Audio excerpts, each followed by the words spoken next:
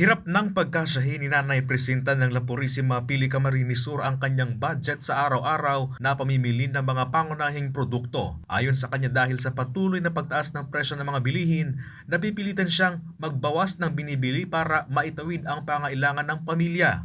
Mahirap talaga. 1,000 parang 100 na lang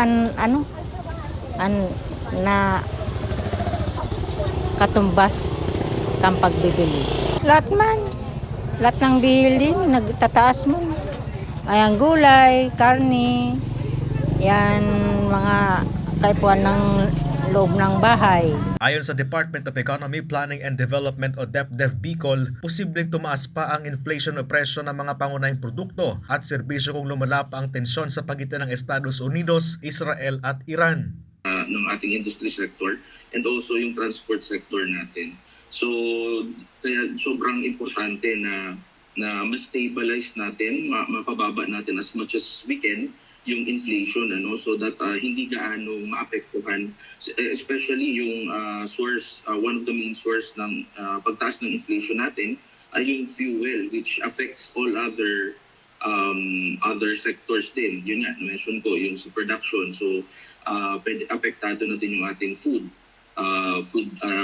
sa agriculture and fishery sector. So, yun po.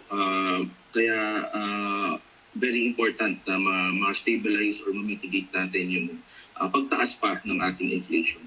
Samantala, base sa datos ng Philippine Statistics Authority o PSA, bumaba pa ang purchasing power ng piso na nangangahulugang mas kaunti na lang ang nabibili ng bawat piso ng mamamayan kung ikukumpara taong 2018. Maraming goods and commodities sa halagang 100 pesos. Ngayon, bawas na siya. Kumbaga, kaunti na lang siya. So talagang epekto po yun sir ng inflation natin, yung mabilis na pagtaas ng presyo ng mga goods and services. So nung 2018 is 100 pesos. So yung 100 pesos niyo po nung 2018 ay yung value na lang po ngayon is 72 pesos na lang po ang mabibili niyo. So yun po yung halaga na lang ng 100 pesos ng 2018. 72 pesos na lang po ngayon. Chris Novelo, CSN.